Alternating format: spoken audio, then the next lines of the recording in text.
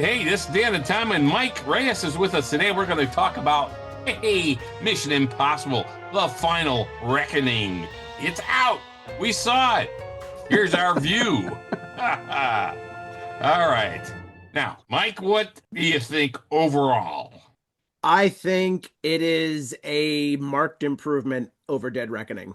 I think Okay. I as much as I enjoy Dead Reckoning, I think I put it right next to Mission Impossible 2 as like the lower end of the pool.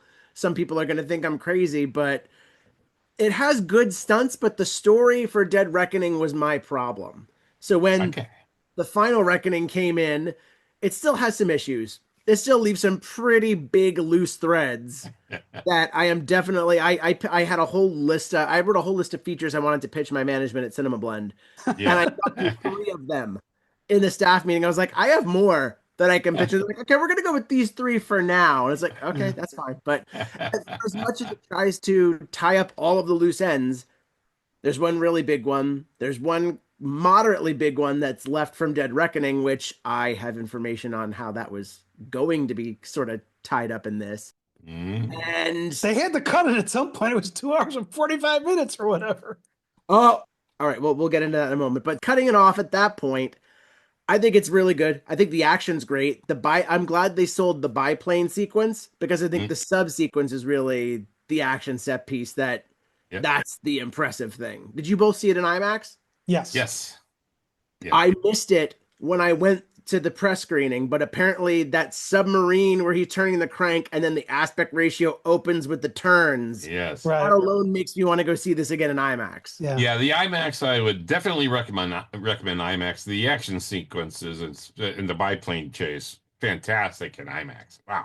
Yeah, Well, yeah, that is why I'm going tonight in 40X because I have been getting into that format more recently. In fact, ever since Twisters last year, kind of put it on people's radars. Studios have been selling it more. And you've got motion seats, you've got water, you've got air, smoke, all this other stuff.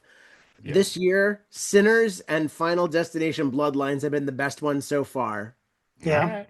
That is why I'm excited. I'm doing Mission tonight and then Lilo and Stitch tomorrow. I'm gonna love to hear Good. what you think about that because I saw No Yeah. Time to Die in 40X. Now they didn't do water, but I hated it because like in Norway when they're driving over the countryside, you're just bouncing all over the place. Well, yeah, because it's like the I'm old an old motion. guy. That wasn't for me. If I was younger, maybe I would have liked it. Yeah, yeah, yeah. Fair. It's not going to be for everybody. Now, I'm going to just say I like the title Final Reckoning because it really means something. It refers to calculating one's position based on their previously known position, their speed and time.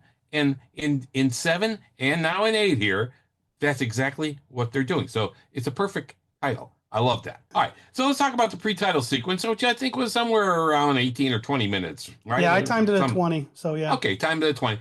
And I thought it was pretty solid with some nice flashbacks of the previous Mission Impossible movies, which kind of helped frame what we were about to see to a degree, I think, not totally. And there's plenty of good stuff in it that grabbed your attention. And then, of course, Leo Schifrin music starts and bam, yeah, everybody's like, oh, yeah, this is fantastic.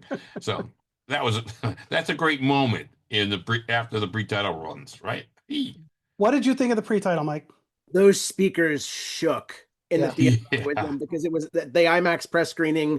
They had it turned up enough that it shook when it played that Yes. intro. And then other parts, it's like, okay, that's something I'm going to note with 40X because the seats actually rumble in that. Right. Yeah. It Yeah. sounds Yeah. never nearly as loud as that. But Yeah. I like the pre-title. I like the pre-title sequence. I like that they gave us sort of the flashback of this is what Ethan's been doing. Yeah. So Yeah. just a quick primer if you haven't seen the other movies. Hmm. Although you should probably at least see the first one because that is the movie that Yes. Christopher McQuarrie is head over heels in love with, and you won't convince me otherwise.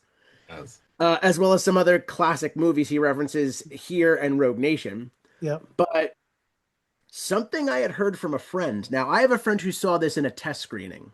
Okay. It was a 3 hour, 10-minute cut. And Wow. he went with me to to my press screening. And he's like, I like it better with this. He said that the trim was good. When Okay. Ethan is talking to the entity, in that cradle, it was supposed to take on the form of the young woman that died. Like what Okay. that whole story in Dead Reckoning where Okay, the yeah. Yeah. he died and Hmm. then Yes. put into the IMF. It was supposed to take that form.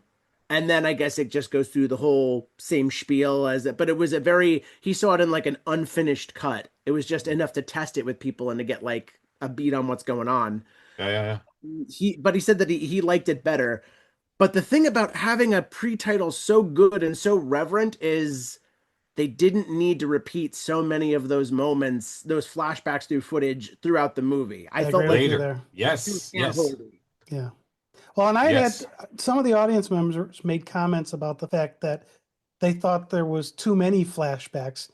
Now Yes. for me, I watched all 7 movies this week before going to this. So they were all fresh for me.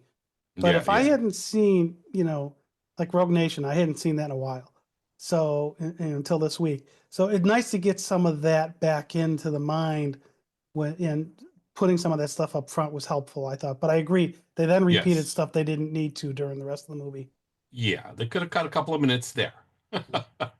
Yeah, but I mean, for the time that for the running time that we do have in this film, it flies. Like Yes. almost 3 hours just flies by. Hmm. Yeah, yeah. I have to say I wasn't thinking, oh geez, this is really dragging on. There were a couple of moments, there were a couple of parts I thought were too long. There were a couple of the underwater stuff was pretty long, and the biplane chase was pretty long. Yeah. I thought they could have trimmed a little bit out of that, but it is exciting. I have to say, those were the exciting moments in the movie in terms of action sequences, right? That was good. I thought a little bit of the underwater stuff was a little predictable. I don't know, you knew something was going to happen, and it happened. Well, They it is do a And Tom Cruise, telegraph it, Ethan Hunt movie.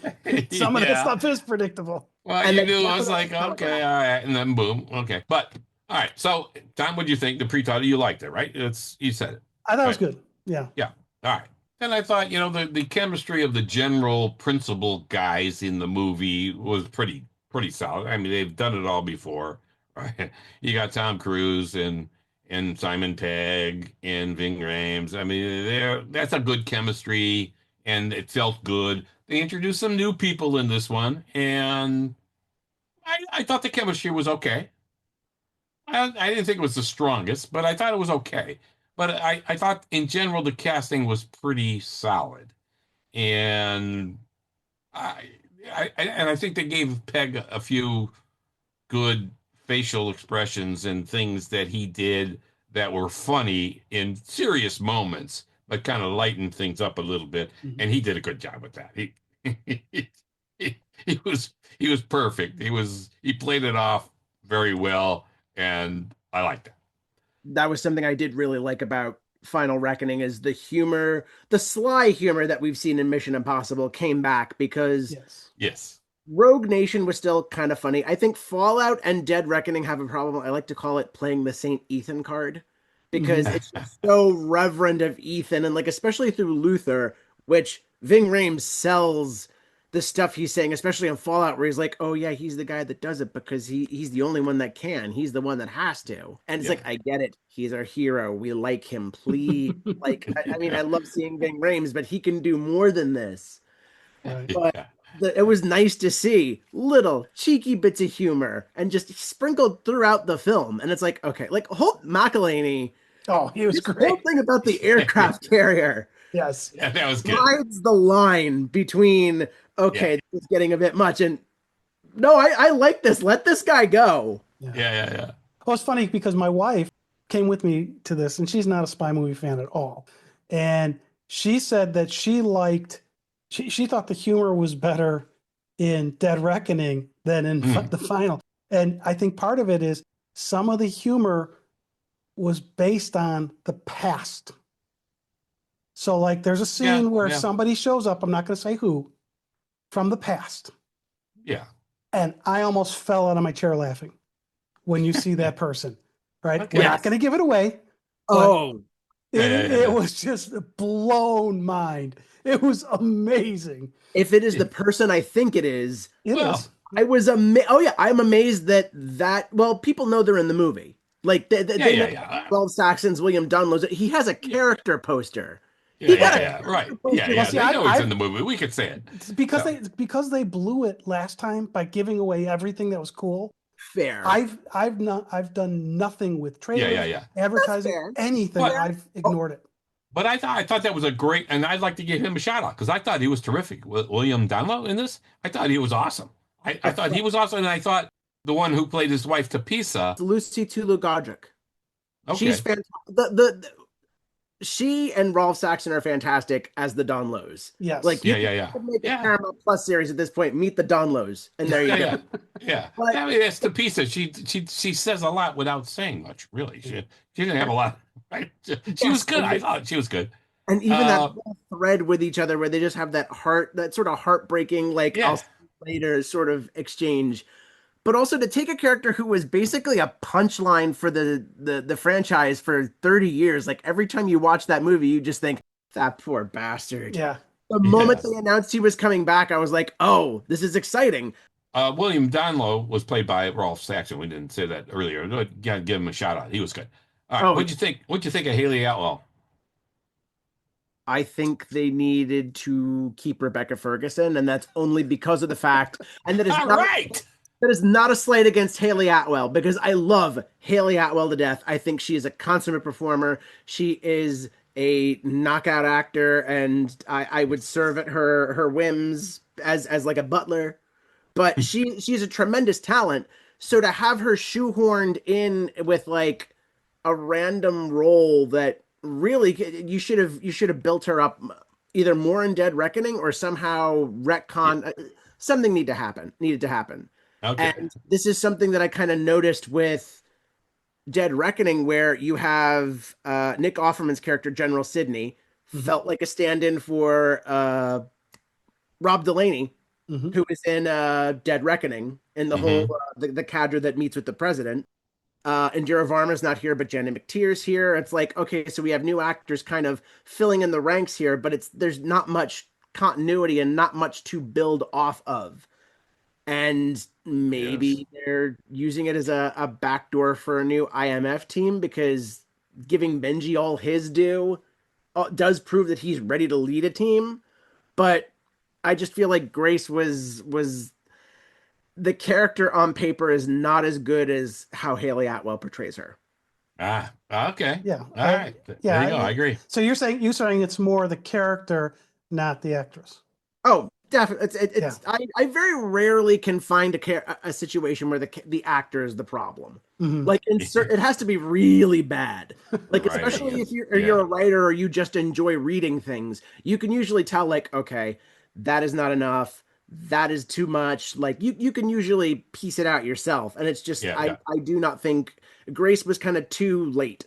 Like you're adding new characters, even when they were announcing that people were cast for Dead Yeah. Reckoning Final Reckoning when Dead Reckoning used to be Dead Reckoning Part 1 was going out. It's like it felt like a lot kind of got lost in the gap between Yeah. these two films and between COVID delaying everything. Well, yeah, because Yeah. it was supposed to really be part one and part two of a story, and a Yes. long story, right? Yes. And so introducing some of these new characters in the middle here, or Yeah. even later into the movie, just I agree with you. It was kind of Yeah. like, Yeah. Yeah. what? Now, what about Pom Clementif as Paris? I thought she was pretty solid. I thought. I love Palm Clementif. Like she is a standout, another Marvel standout. She was fantastic as Mantis in the Guardians movies. Hmm. Okay. She, especially as Paris, she is either only speaking in French or she's gesturing. So that's a Yes. lot for an actor to take on and to if you're worth your salt, you're able to carry that off. Yeah. She carried it off. She And did. she is one of the bits, but she was one of the characters that I was probably laughing with the most. And it's like, okay, this is what the humor is back through her just Hmm. being like, yeah, I'll kill them. Okay. Hmm. Yeah. Yeah. She had one really good line at a perfect moment too, where she says, "I kill people."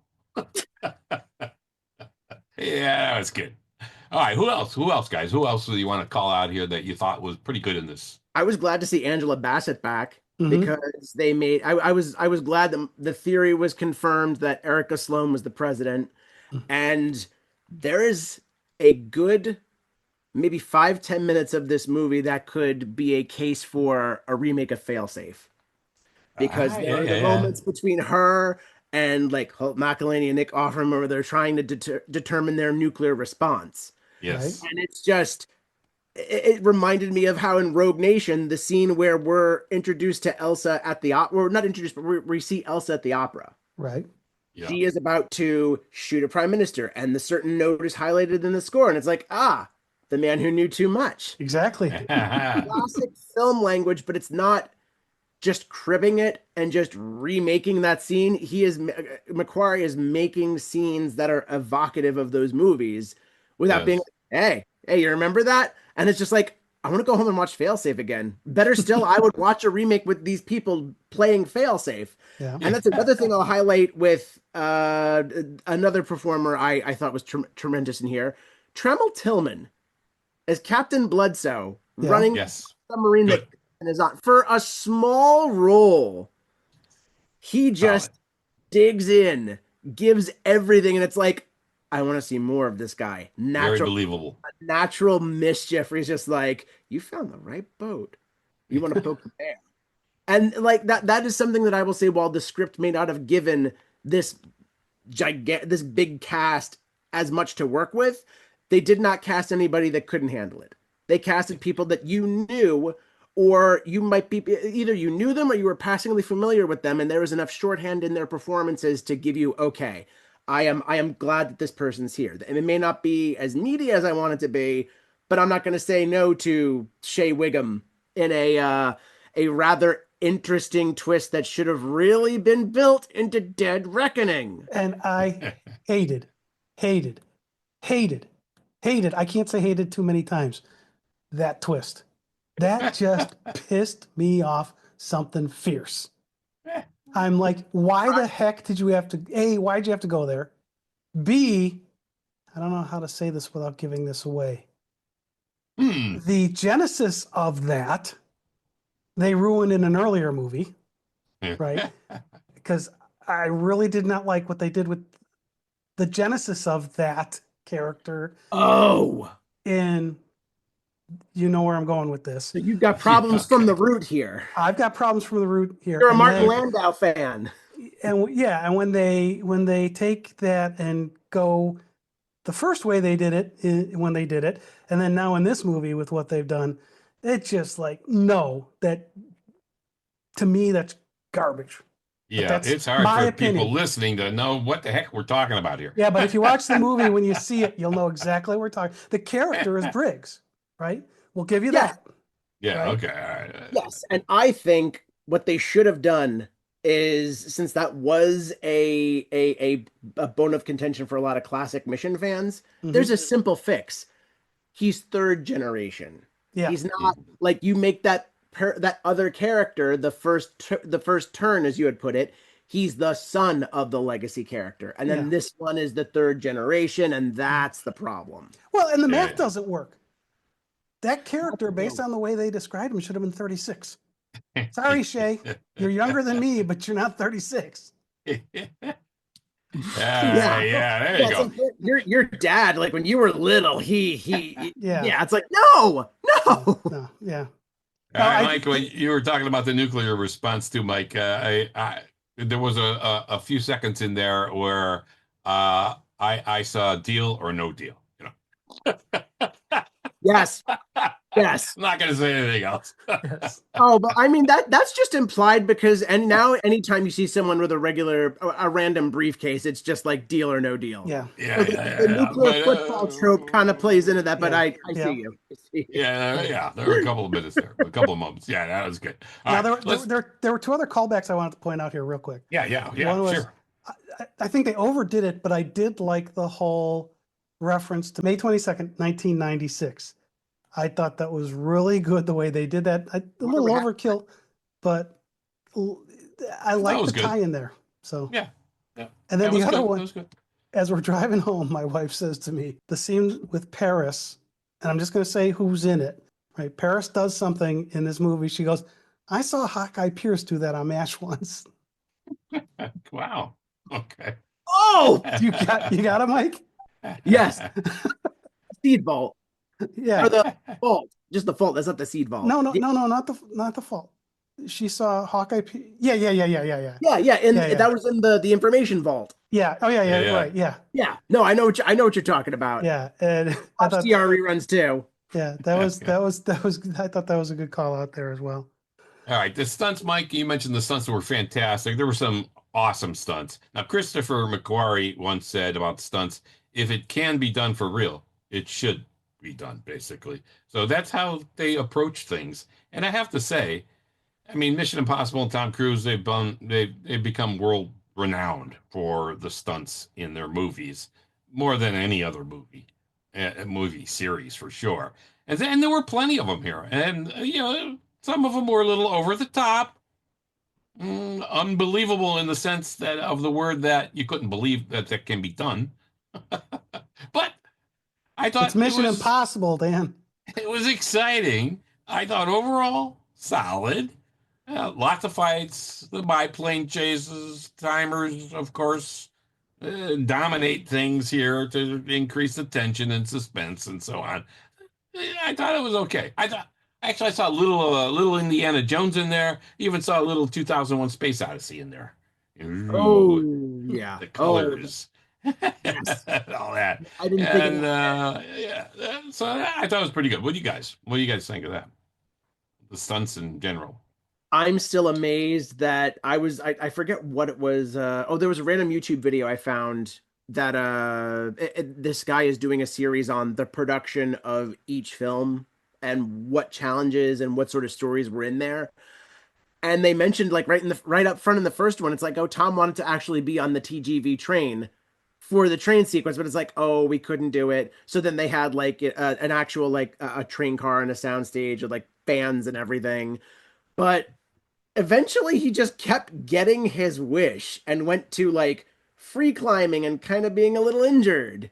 And then everything else up to the biplane and being underwater and those runs. Like it wouldn't be a Mission Impossible movie without a run. Yes, right, He had exactly. many. He had Yeah, Yeah. many. yeah, yeah. I wonder how long it took to film those runs. He's like, I'm tired. I got to stop here for a second. All right. So in general, pretty good. How about sound effects? I have to say that of all movies, these guys are superior with sound effects.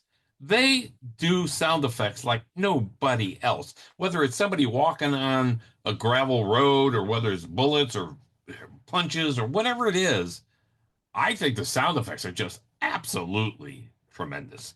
Let's tip of that to the whole sound department there for this movie because I just for 2 hours and 49 minutes they didn't miss a beat. I thought. Yeah. Yeah. I mean, I don't think there's any plot aside, I don't think there's any technical aspect you would look at that you could really say that doesn't hold up. Like the effects are still Yeah, spectacular, partially because again, they do so many practical stunts and practical explosions and yeah, practical feats.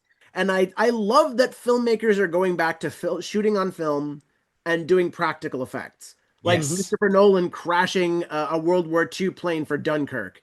And it's like, that's going to yes, cost a couple million. It's like, yeah, okay. Do you know how much we're gonna make to make that up? And that's gonna be a hard hill to cross for this one because the budget inflated due to all the delays and everything. But yeah, yeah, I don't that's just number speak. Like I don't care. There is an actual film where Tom Cruise is on a biplane kicking Esai Morales' ass and Esai's kicking back. yeah, And that is that man on that plane. Yeah. yeah, And again, I'm glad that was the one they sold instead of this. Like they did some featurettes on the submarine thing, and you still see a little bit some clips here and there. But hmm I think by drawing the attention to the biplane, it lets everything else uh, breathe so much more. And especially during the towards the end of that submarine sequence, it gets yeah. pretty intense. Yes, it does. Yeah, and there's a lot of times you're guessing in the movie what will happen and what has happened, and they fill you in, which is good. I thought that was good. but yeah, the cinematography, the sound effects I thought were terrific. The cinematography, Fraser Taggart, I just give him an Oscar just for the plane scenes. I mean, Jason, that was just fantastic. Nice to have that landscape to work with. Yeah. Yeah, Yeah, but also like Fraser Taggart, Yeah. always like a tremendous director of photography on this team. You have Eddie Hamilton, who is a Spitfire editor. Like this is another one of those cases where it's basically a family enterprise. Like yeah, you at least with sometimes with, whether it's a franchise or whether it's a director, there's those repertory players that'll come in and still do this and do that. And like we've seen that even between Tom Cruise and Christopher McQuarrie, where Christopher McQuarrie did uncredited rewrites for Ghost Protocol, yeah, yeah, did rewrites for Top Gun Maverick. I think he might have also done some rewrites on Edge of Tomorrow. Like they've been working together for a while now. yeah, yeah. It was fantastic, and it's another reason to see it on IMAX, I think, too, because that is spectacular on IMAX. Wow. Yeah. Now, Yeah. Mike, you're going to see it again in 4DX, right? So Yes. you've got to let us know what you thought. Oh, I definitely will. Yeah. And look, again, just I stand corrected because looking at Christopher McQuarrie, they span as far back as Valkyrie. Wow. McQuarrie Wow, wrote wow, Valkyrie, and that wow, must have been when they first met up. And then I'm just looking at the resume right now. They do Jack Reacher, Edge of Tomorrow, Mission Impossible, the Jack Reacher sequel, The Mummy. Like they have been working consistently together for over almost 20 years. What a solid yeah, team. Yeah. Yeah. yeah, yeah. Okay. Now, since Wow. you're talking about you just said 20 years, I know you've written about the Syndicate, and I've known you've written about how the progression of these movies. How do you think this thing did it work as a story from Mission Impossible 1 through 8, or do you think it was a stretch? It mostly works. It does Mostly. work. It works on or it works. It works on a bare bone, not a bare bones. It works on a general normal passing fan level. Like you can follow this. You can like especially because in Dead and Final Reckoning, we're forced to ask some pretty big questions about Ethan and his career, Mhm. especially because of some of the one big callback that I was so happy to see in here that I was like I was like wait a minute. I did see what I saw in the trailer. Let me write about that. And it's like, well, that may not pan out. And then it's like, no, no, it panned out. They answered. Well, in fact, this is a feature that I'm going to be writing. It may be going up over the weekend. I'm going to be writing it either today or tomorrow. And this is cinemablend.com. Blend.com, exactly. Okay. And the thing is, they answer a big burning question in the Mission Impossible movies. That was Mm. awesome. But I think that they really should have used the Syndicate as the main driver because, again, Gabriel's brought in here and we do not know much about Right. Gabriel. We do Hmm. not know much about that night that Ethan was won over because they between editing and rewriting, we lost a lot of this. And Mm. I think if it was the syndicate my theory that the syndicate was behind everything, that would have made it just so much better. Especially, it would have made that twist that Tom was not a big fan of involving Briggs. It might have worked better Yes. because it would have tied everything together with that one thread. And Hmm. also, Solomon Lane is technically still a loose thread as well because some people are like, oh, he's presumed dead after he was handed over at the end of Fallout. It's like he's Solomon Lane. You don't think he could pay someone or bribe someone or kill someone or has someone hidden? That would have also worked into this whole the acolytes of the entity where they're hiding and they have people everywhere. I wonder where we've heard that before. Yep. Yeah. And Yeah. again, maybe I think that might have been the big thing that influenced me was I'm looking at this and it's like, Bond kind of did this turning Quantum into Spectre, and I liked how they did that. They really should have done this, but it's like, well, what are you gonna do? Yeah. And my Yeah. last gripe on that is you've got these protesters that are like, oh yeah, we're the children of the atom, and I was like, when did this become an X-Men movie? Yeah. Yes. Yeah. Yeah. See, because I was agreeing with what you were saying about the syndicate, when I was reading what you were writing Hmm. about this stuff, because it's like, all of a sudden we got this AI entity thing. And, Yeah. Dan and I have a computer background. So I'm kind of like, yeah, not quite yet. And Yeah. so if you had that controlling interest that you knew of, Yeah. the Syndicate, I think it Been would have easier. made more sense Yes. and tied all 8 movies together better. Especially because this goes back to something they call back from Mission Impossible 3 in here. Benji mentions the whole anti-God God Yes. thing that he had with Yes. Yes. that is literally Ethan and the entity. That is the God and the anti-God. Mm-hmm. And you could have went a little further and it's like, well, Ethan is the person that's always known to push things to the edge for that purpose, to disregard these consequences and to really push towards the impossible. Well, now we've given a digital consciousness its own Ethan Hunt complex. Yeah. Oh no, we've made a computer in our own image. What hath we wrought? What could possibly go wrong?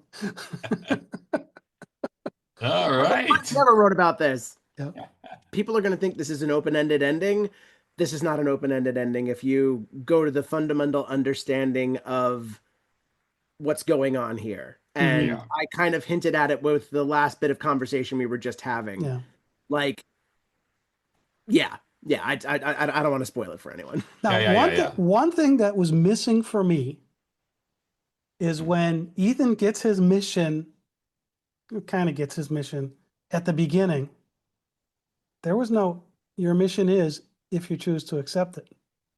Those words were not said by the president. True, but the president's not the IMF secretary, so No, she's that's true. got the same bylaws. Oh, that's true. Right.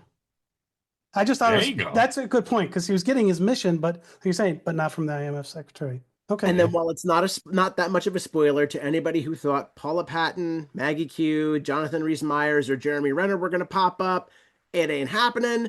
I already want to pitch Paramount on a show called The Other IMF Team, and it is those characters because you can't just throw them in with Benji because Benji would be team leader, but then shouldn't Brant be team leader? And I'm not having another Thunderbolt scenario here. Yeah. Well, if you think about the TV show, the team leaders changed over time.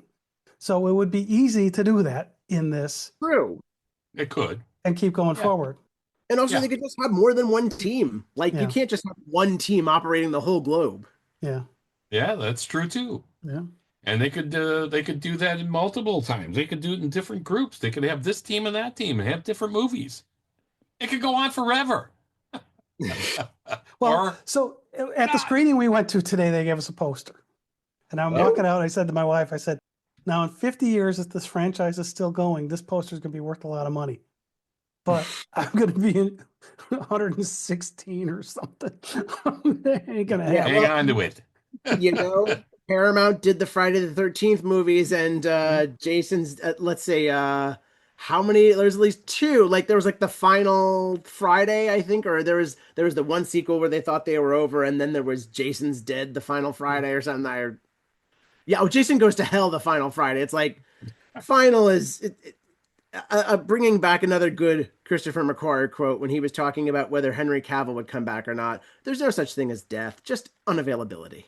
Yeah, that's right. That's right. He was I doing think- ministry at that time. So, Yeah. Yeah, nobody dies in science fiction. That was another term, right? Nobody dies in science fiction. Oh, You yeah, could write science anything. fiction. Stroke of a pen.